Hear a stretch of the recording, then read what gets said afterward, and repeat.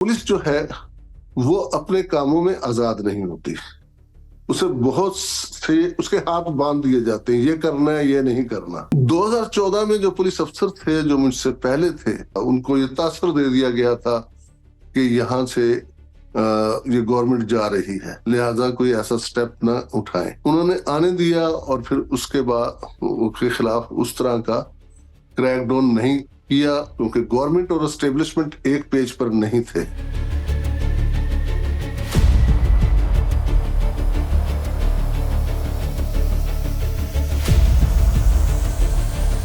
D चौक, अभी जिस जगह ये कंटेनर खड़े आपने एक दो दिन पहले देखे हैं, कंटेनर्स की 3 तहें जहाँ लगी हुई थी ऊपर नीचे, वो जो है एक्सप्रेस चौक कहलाता है। उससे तकरीबन आधा किलोमीटर दूर जो है वो, बल्कि 1 किलोमीटर और आधा किलोमीटर के दरमियान जो चौक है वो डी चौक कहलाता है। डी चौक के पास, क्योंकि सामने पार्लियामेंट है, साथ ही सुप्रीम कोर्ट का दफ्तर है, पार्लियामेंट के पीछे प्रेसिडेंट हाउस है, प्राइम मिनिस्टर हाउस को भी रास्ता उधर से जा रहा है, और पाकिस्तान कैबिनेट के ऑफिस हैं, और फिर आगे चले जाएं फॉरेन ऑफिस है, डिप्लोमेटिक इनक्लेव को भी रास्ते उधर से जाते हैं। इसलिए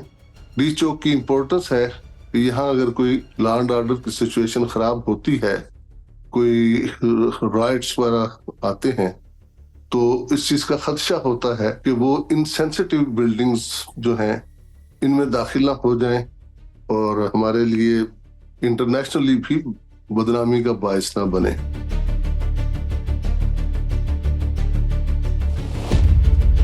ये पहले नहीं होता था, पहले ये स्ट्रेट रोड थी, उसके बाद इसको कर दिया गया, इसका एरिया जो था वो पार्लियामेंट के लॉन में शामिल कर दिया गया।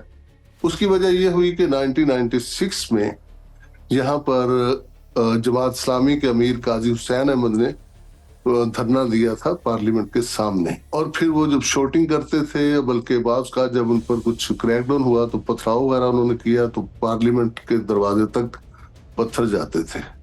तो उसके बाद उन्होंने कर्व देके उसे डी चौक बना दिया। फिर उसके बाद जब हालात खराब हुए जनरल मुशर्रफ साहब के दौर में, तो फिर इसको एक परेड ग्राउंड भी बनाया गया। रावलपिंडी से परेड शिफ्ट कर दी गई और एक्सप्रेस चौक और डी चौक का जो दरमियानी एरिया है, इधर वो स्टेप्स बना दिए गए, सीढ़ियां सी, और जहां पर लोग एक दो परेड्स हुई हैं जहां लोगों ने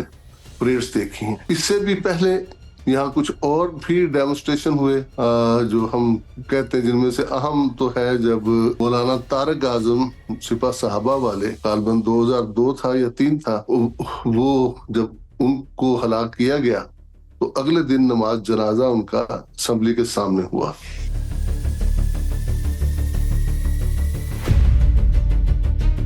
एडमिनिस्ट्रेशन की कोशिश रही है कि इसे एक सिक्योर रखा जाए और यहाँ प्रोटेस्टर्स को ना आने दिया जाए। इसीलिए फिर बाकायदा रेड जोन, जिसका बाद में नाम हाई सिक्योरिटी जोन ही दिया गया है, और मेरा हाई सिक्योरिटी जोन ही ज्यादा मुनासिब नाम है, तो ये रेड जोन बनाया गया। उसके तहत मुख्तलिफ जो रास्ते हैं जो जाते हैं इस इनसेंसिटिव बिल्डिंग्स की तरफ, उन पर पिकेट्स लगाई गई। शुरू में ये रेड जोन या सिक्योरिटी जोन सिर्फ डिप्लोमेटिक इनक्लेव का एरिया था, उसके बाद फिर कुछ एरिया और कवर किया गया, और फिर ये जो हमारी कोसार रोड है, मारगल्ला रोड, उस तक इसको ले जाया गया। अभी जो है इसमें काफी सजेशंस हैं, इतने बड़े एरिया को कवर करना, कुछ गेट वगैरह तो लग गए हैं, लेकिन बहुत सा ऐसा एरिया है, खास तौर पर ये जो एक्सप्रेस चौक वाला और इसके नजदीक वाला पार्लियामेंट लॉजेस वाला, जहाँ कोई वाल नहीं है, और मारगल्ला रोड तक कोई वाल दीवार नहीं है। तो अगर दीवार हो तो उससे हमें, अगर बड़ी दीवार हो, कोई ऊंची दीवार जिस पर फेंस वगैरह भी हो, तो और गेट लगे हुए हों, तो मेरा ख्याल है कि ये कंटेनर्स वगैरह लगाने की जो है वो जरूरत नहीं पेश आएगी।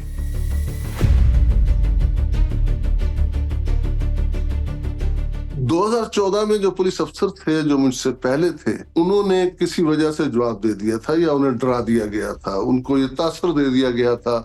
ये गवर्नमेंट जा रही है, लिहाजा कोई ऐसा स्टेप ना उठाएं। उन्होंने आने दिया और फिर उसके बाद उसके खिलाफ उस तरह का क्रैकडाउन नहीं किया,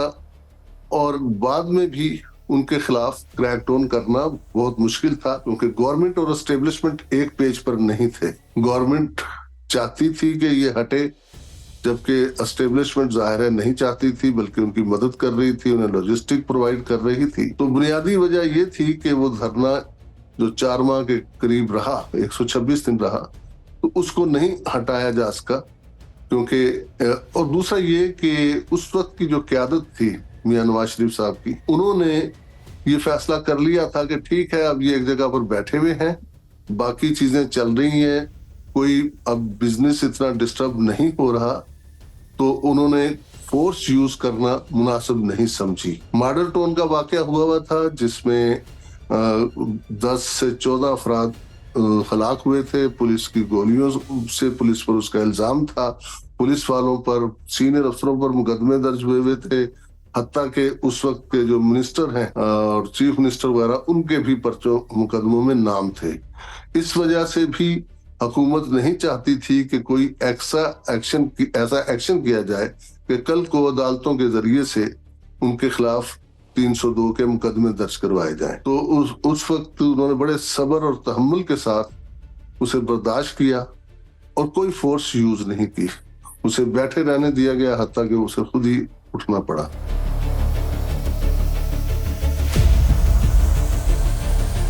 لا انفورسمنٹ کے لیے کافی چیلنجز ہوتے ہیں۔ ایک تو یہ کہ بہت دور دور پکٹنگ کرنی پڑتی ہے تاکہ یہ نہ آئیں، انہیں جگہ جگہ پر روکنا پڑتا ہے اور جگہ جگہ تصادم ہوتا ہے۔ اس کے بعد اتنی زیادہ تعداد میں فورس کو لانا، دوسرے صوبوں سے لانا، جو کہ فورس صحیح طرح ٹیون نہیں ہوتی۔ جس طریقے سے اسلام آباد کی پولیس کی اعلیٰ قیادت اپنی اسلام آباد کی پولیس کو کنٹرول یا ڈسپلن میں رکھ سکتی ہے، اس طریقے سے وہ فورس جو باہر سے آئی ہوئی ہوتی ہے وہ اس طرح سے ڈسپلن میں نہیں رہتی، اور پھر اتنی بڑی فورس جو ہے اس کو لاجسٹک پرووائڈ کرنا، ان کی رہائش کا بندوبست کرنا، ان کے کھانے کا بندوبست کرنا، ان کو ڈیوٹی پلیسز پر پہنچانا، ان کے تمام ضروریات، نہانا، ٹوائلٹس وغیرہ، ان کا انتظام کرنا، یہ پولیس کے لیے بہت بڑا درد سر ہوتا ہے، جو پشت پولیس کا لاجسٹک ڈویژن یہ کام کر رہا ہوتا ہے۔ تو اس کے لیے ظاہر ہے پولیس آرمی کی طرح تو نہیں ہے کہ اس کے باقاعدہ لاجسٹک کے سیل ہیں جہاں پر سارے آٹومیٹکلی کام ہوتے رہتے ہیں۔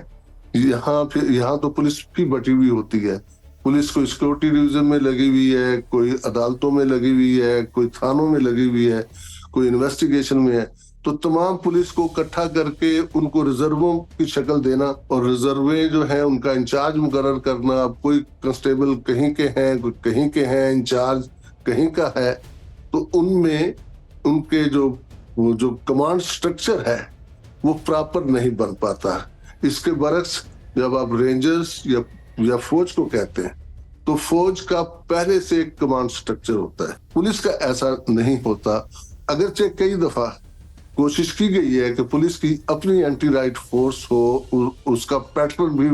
ویسا ہی ہو، لیکن ہم اس میں کامیاب نہیں ہو سکے۔ پولیس کو اتنی تعداد میں ہم بھرتی بھی نہیں کر پاتے۔ مجھے یاد ہے کہ 2014 میں میاں نواز شریف صاحب نے کہا تھا، اور ان کی خواہش تھی اور انہوں نے یہ آرڈر بھی دے دیا تھا کہ اسلام آباد پولیس میں 2000 کی پولیس ایسی ریکروٹ کی جائے جو کہ ڈیڈیکیٹڈ ہو، جو صرف یہ موب ڈسپرسل وغیرہ، لا اینڈ آرڈر، اس کا کام کرے، اینٹی رائٹ کا کام کرے، اور بجائے اس کے کہ اسلام آباد دوسرے صوبوں سے پولیس مانگے، یہ پولیس اتنی اکوپڈ ہو اور اتنی ٹرینڈ ہو کہ ہم دوسرے صوبوں کی مدد کریں۔ لیکن یہ کام نہیں ہو سکا اس وقت بھی، کیونکہ اس وقت جو ہے فائنانشل ایشوز آگے تھے۔ بعد میں اگرچہ اسلام آباد میں باقاعدہ طور پر ایک D I G law and order بھی ہے، S P law and order بھی ہے، لیکن وہ فورس کا سٹرکچر جو ہے اس طریقے سے یا اتنی بڑی تعداد میں فورس نہیں ہے، اور باہر سے منگوانی پڑتی ہے۔ دوسرا ایشو یہ ہے کہ پولیس جو ہے وہ اپنے کاموں میں آزاد نہیں ہوتی، اسے بہت سے اس کے ہاتھ باندھ دیے جاتے ہیں، یہ کرنا ہے، یہ نہیں کرنا، اور اسے ایک فری पॉलिसी नहीं, कोई पॉलिसी नहीं दी जाती, क्या करना है, फोर्स यूज करनी है नहीं करनी, कब करनी है, कितनी करनी है, इस तरह के आखिरी दम तक नहीं दी जाती। आप देखें कि फैजाबाद में जो धरना हुआ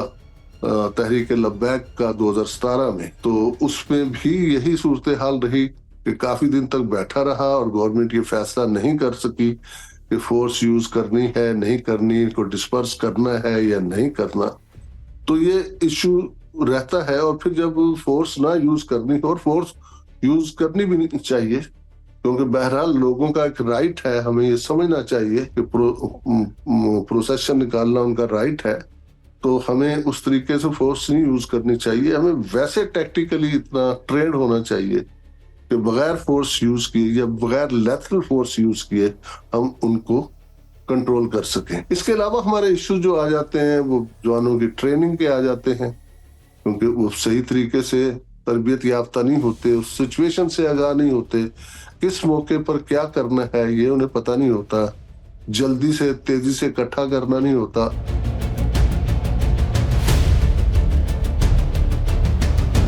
रेंजर्स को इस दफा पहली दफा इस्लामाबाद में कम से कम, और पूरे पंजाब में, सिंध में शायद रेंजर इस्तेमाल हुई हो, लेकिन पहली मर्तबा रेंजर्स को फ्रंट फुट पर रखा गया। इससे पहले मैं चूंकि फैजाबाद धरना कमीशन का मेंबर भी रहा हूं, तो 2017 में ये बाकायदा वजीर आजम की मीटिंग में ये तय पाया था, शायद खाकान बासी साहब थे वजीर आजम, कि फैजाबाद से जो धरना, जब इस्लामाबाद हाई कोर्ट का ऑर्डर आया था बड़ा सख्त कि इसको यहाँ से रिमूव करें, तो ये ऑर्डर आया था कि ये पाकिस्तान रेंजर्स के जो डीजी, उनको ये कमांड दी गई थी उनको रिमूव करने की। लेकिन उस वक्त के जो जॉइंट सेक्रेटरी थे, उन्होंने, प्राइम मिनिस्टर फोर्स के जो आजकल फेडरल सेक्रेटरी हैं, उन्होंने, मैं नहीं जानता कि किस वजह से डीजी रेंजर्स को कम्युनिकेट ही नहीं किया कि भाई ये आपने इसको कंट्रोल करना है।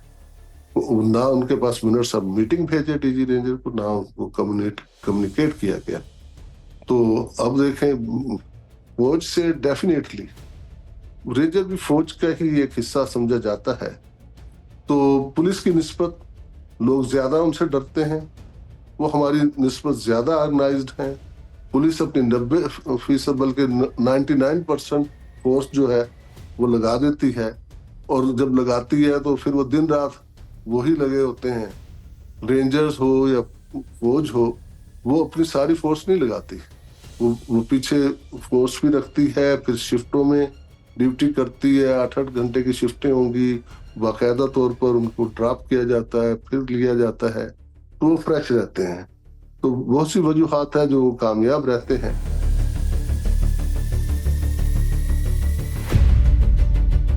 अच्छा, जहां तक गवर्नमेंट परसेप्शन है, अगर तो प्रोटेस्टर जो हैं, लोगों की हमदर्दियां उनके साथ हैं, तो फिर तो बहुत गलत परसेप्शन गवर्नमेंट के खिलाफ पैदा होता है जब उनको रोका जाता है या उनके खिलाफ फोर्स यूज की जाती है। इंसान जितना मर्जी बुरा हो, वो कुदरती तौर पर मजलूम लोगों के साथ होता है। जैसे मैंने कहा कि अगर कोई सरकारी मुलाजिम आ जाते हैं, कोई टीचर आ जाते हैं, और पुलिस उन्हें अंधाधुंध मारना शुरू कर देती है, या ऑर्डर आ जाता है गवर्नमेंट का कि इनको जो है वो डंडों से या मार के भगाओ या पकड़ लो, तो वो फिर परसेप्शन जो है, स्टेट का परसेप्शन बहुत बुरा बनता है। लिहाजा स्टेट का एक टूल है पुलिस। स्टेट को चाहिए कि जब वो इस किस्म का काम पुलिस से ले तो सोच समझ के ले, वो ये समझे कि उसके खिलाफ कितनी नफरत पैदा होगी, लोग और ज्यादा उसके खिलाफ हो जाएंगे। तो उसे ये लाजमी सोचना चाहिए, स्टेट में चाहे हुकूमत हो, चाहे हमारी एस्टेब्लिशमेंट हो, हर एक को ये सोचना चाहिए कि तुम्हारी एक साख है, वो साख तो नहीं मुतासर हो रही, तुम्हारी एक वर्दी है जिससे लोग डरते हैं, जिसकी इज्जत करते हैं, उस पर तो नहीं कोई दाग लग रहा। तो इसलिए बहुत सोच समझ के ये फैसला करना चाहिए। पुलिस को तो समझा ही जाता है कि ये माशरे का विलन है, और पुलिस को बुरा भला कहना कोई बुराई नहीं समझा जाता। لیکن ہمارے جو دوسرے ادارے ہیں یا حکومت ہے اسے کم سے کم اس چیز کا خیال رکھنا چاہیے کہ لوگوں کو یا موب کو رائٹس کو ہینڈل کرتے وقت وہ اس طرح سے ہینڈل نہ کریں کہ ان کے خلاف پبلک اوپینین بنتی چلی جائے. Thank you for watching the full video. آپ میں سے بہت سے ایسے لوگ ہیں جنہوں نے شاید ہمارا یوٹیوب چینل سبسکرائب نہیں کیا. So if you want to support independent journalism and watch more meaningful content, please subscribe to our YouTube channel.